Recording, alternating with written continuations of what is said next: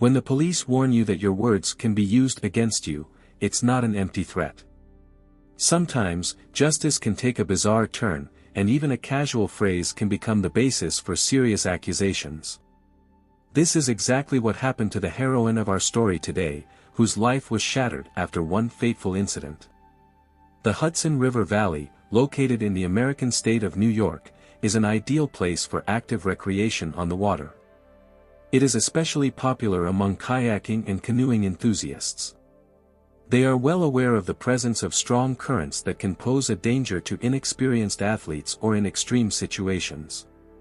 However, this does not deter experienced enthusiasts who regularly navigate the river, enjoying its picturesque landscapes.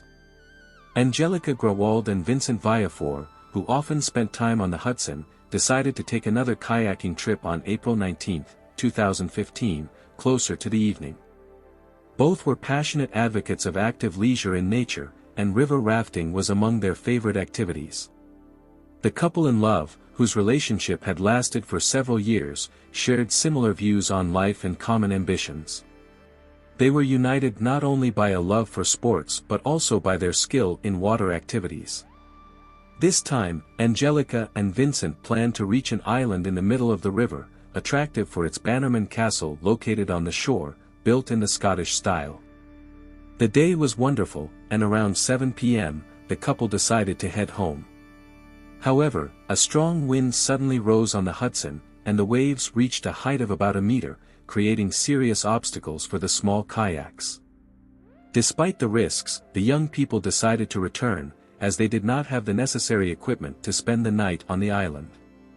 At first, they successfully battled the turbulent waves, but a few kilometers from the shore, the unpredictable happened. Vincent's kayak began to fill with water. The situation was complicated by the fact that the man was not wearing a life jacket, and the water temperature turned out to be very low.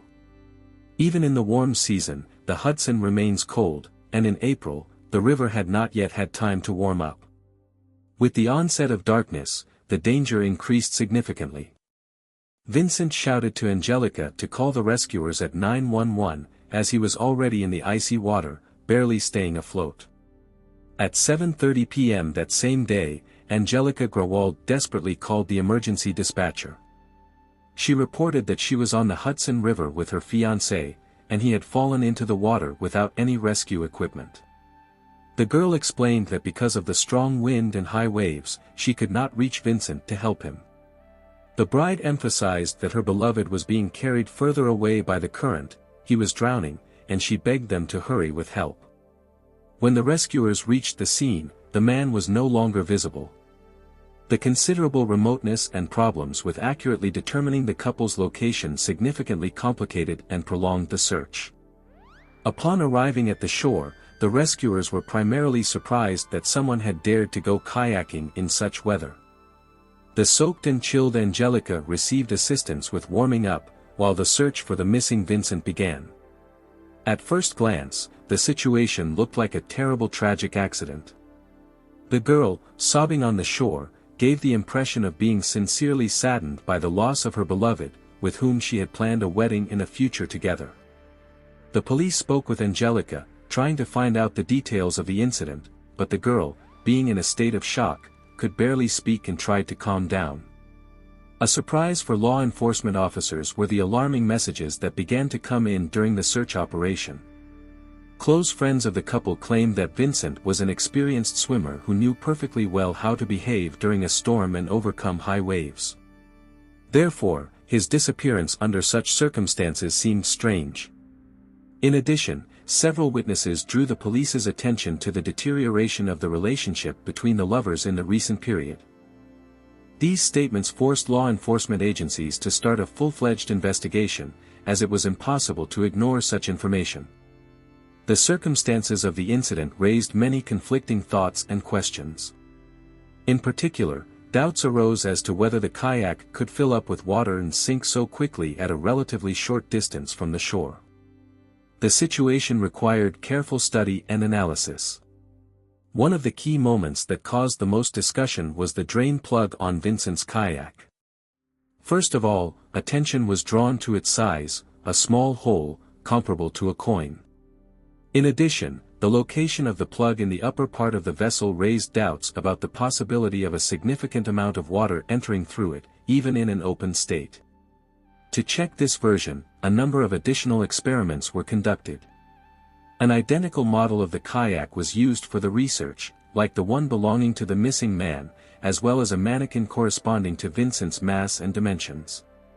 A series of tests was aimed at finding out how much water can get inside the kayak through an open drain hole. During the experiments, apart from the plug, all other elements of the kayak were carefully sealed. The vessel was placed in the water and exposed to artificially created waves about a meter high. The research results showed that the size of the hole is too small for the rapid flooding of the kayak. With each wave impact, only a few drops of water got inside. Such a volume did not pose a serious threat and allowed one to cover the distance of several kilometers to the shore without any obstacles. It became obvious that a small drain hole was not enough for complete filling and capsizing of the kayak. Based on these facts, the lawyer continued to insist on the version that Vincent's kayak could have overturned under the influence of a strong wave. Given the state of alcohol and such an assumption seemed more plausible than flooding through the drain plug. In parallel, Angelika denied any manipulation of her fiancé's paddle. To refute the prosecution's position, the lawyer initiated additional tests using an identical model of the paddle that Vincent constantly used. Experiments showed that the absence of a ring on the paddle does not affect its functionality. It remained convenient, rigid, and suitable for full-fledged rowing. Despite all these convincing arguments, Angelika's confession that she had removed the plug and touched the paddle remained a serious problem. This could create the impression that the girl was acting with certain intentions against her fiancé, who could have refused to marry. And receiving an insurance payout in the event of his death could become a kind of lucky ticket for her future.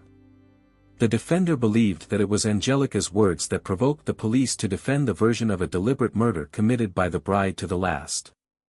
Law enforcement officers stubbornly refused to consider the possibility of an accident, despite the obvious fact of adverse weather conditions during the incident. To solve this problem, the lawyer involved an expert on false confessions in the investigation, who had many years of experience communicating with criminals. The specialist carefully studied every minute of Angelika's 11-hour interrogation and concluded that the investigators had repeatedly violated the rules of conducting interrogations. They put obvious pressure on the young woman, which led to obtaining false testimony from her. In particular, during communication with the investigation, Angelika admitted that she had repaired Vincent's paddle and tried to process the drain plug for a tighter fit. However, there was not a single direct answer on the interrogation record that could be interpreted as an admission of guilt in murder. The frightened and exhausted girl simply fell into a trap, reacting incorrectly to several ambiguous questions. A significant part of the conversation with the police boiled down to attempts to force Angelika to repeat what they had heard from her on the island where Vincent drowned. The expert emphasized that at that moment, the girl was in a state of strong fright, was slightly drunk, and was shocked by the fact that her beloved had died before her eyes. In such circumstances, what was said cannot be considered as evidence of guilt. However, the police continued to put severe pressure on the heroine of the story, focusing precisely on her words about the events on the Hudson. The expert noticed obvious signs of manipulation during the interrogation. Law enforcement officers sought to obtain specific answers that would correspond to their version of events. Through numerous leading questions, the investigators tried to identify a possible motive for the crime, which, in their opinion, could be Angelika's anger and resentment over Vincent's non-standard preferences. The very fact that the bride touched her chosen one's kayak was regarded by the police as deliberate damage, which later led to drowning. Considering the duration of the interrogation, the expert was convinced that the testimony was actually beaten out of the girl, although not by physical influence, but with the help of tricks and persistence. The investigators even resorted to classic techniques, such as playing the good cop, bad cop game to obtain a confession.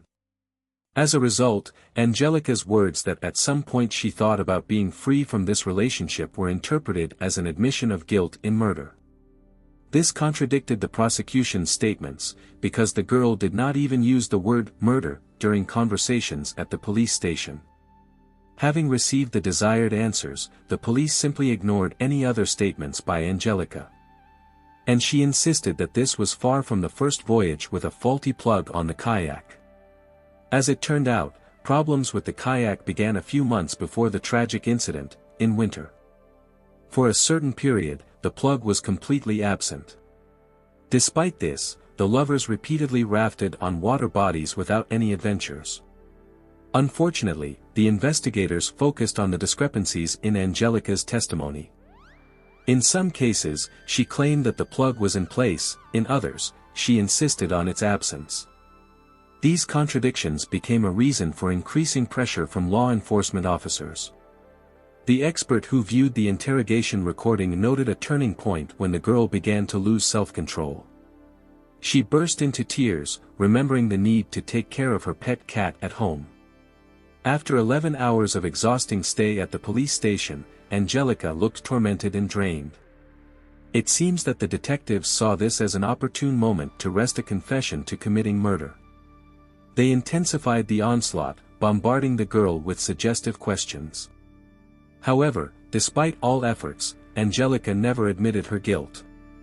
After studying the case file, the expert concluded that the confused answers during the interrogation cannot be considered reliable. Under conditions of strong emotional stress and a desperate desire to leave an unpleasant place, Angelika could unintentionally give several inaccurate answers. She did not even suspect that based on these words, a whole case of murder would be built against her, which she did not commit. The long-awaited news about the discovery of Vincent's body came on Saturday morning, May 23, 2015.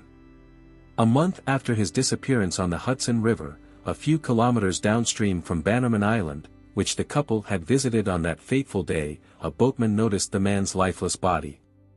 The remains were taken for an autopsy. The forensic examination confirmed that the cause of death was drowning. Probably, exhausted by the cold and the struggle with high waves, Vincent could no longer stay afloat and choked on water. At the same time, no traces of violence, beating, or strangulation were found on the body. Blood analysis revealed the presence of alcohol in the body of the deceased, although its concentration was not critically high. Shortly after the discovery of the body, the search for the kayak unfolded in the same direction. Eventually, it was found. The boat was washed ashore a few hundred meters away. As it turned out, there was no drain plug on it. The paddle was found separately, with no fixing ring remaining on it. However, even in its absence, the paddle retained its functionality and suitability for use. Angelika's lawyers insisted that neither the absence of the plug nor the problems with the paddle alone could cause drowning. Only in combination with other factors, such as low water temperature, strong wind, absence of a life jacket, and the victim's state of alcohol, could these circumstances lead to a tragic outcome. The prosecutor's office, on the other hand, focused on the inconsistency of the suspect's testimony. The prosecution saw this as evidence of Angelika's involvement in the intentional murder of her fiancé. Instead, the defense continued to defend the version of an accident provoked by the victim's own recklessness. After all, Vincent deliberately went kayaking while in adverse weather conditions and increased unrest on the water, neglecting rescue equipment. The man was aware that the low water temperature practically leaves no chance of survival in case of being in it, and despite this, he took an unjustified risk. Although Angelika continued to insist on her innocence, the situation soon took an unexpected turn. The prosecutor's office reconsidered the prospects of proving the fact of intentional murder by removing the drain plug from the kayak or manipulating the paddle. Such argumentation seemed insufficiently convincing, and the chances of swaying the jury to their side were illusory. In addition, the suspect's lawyer carried out thorough work on collecting evidence and involving experts whose conclusions not only sounded convincing but were also confirmed by practical research. Under such circumstances, in order to avoid Angelika's complete acquittal, the prosecution resorted to an unexpected step. The girl was offered to conclude a plea deal for unintentional murder. According to state law, second-degree intentional murder was punishable by life imprisonment, while negligent causing of death through negligence entailed a punishment of 1 to 4 years in prison. Considering the time already spent behind bars and the prospect of spending only a few months there in case of a deal with the investigation, the lawyer advised Angelika to accept the offer. The suspect agreed. The admission of guilt made it possible to avoid a full-fledged trial before a jury. As a result, Angelika was sentenced to 4 years in prison, a significant part of which she had already served while waiting for the completion of the investigation. On December 21, 2017, having spent a total of 32 months in prison, Angelika was released on parole. However, such a court decision did not satisfy the relatives and friends of the deceased Vincent. They continued to insist on the girl's guilt and claimed that she deliberately killed her fiancé. Despite this, Angelika remained steadfast in her position. "Only God and I know the truth, and I am innocent," the girl claimed. After being released, the heroine of this story finally found peace of mind, although she faced a number of problems, including the threat of deportation and difficulties in finding employment. Angelika's attempt to receive insurance payments under Vincent's policy failed due to her admission of guilt in his death. After a short dispute and 16 months of wandering, the girl was forced to return to her homeland. There she entered university, found a job, and is trying to start life anew, recovering from the suffering and horrors she experienced. I look forward to hearing your thoughts in the comments. Don't forget to subscribe to the channel and hit the like button. Until next time, friends.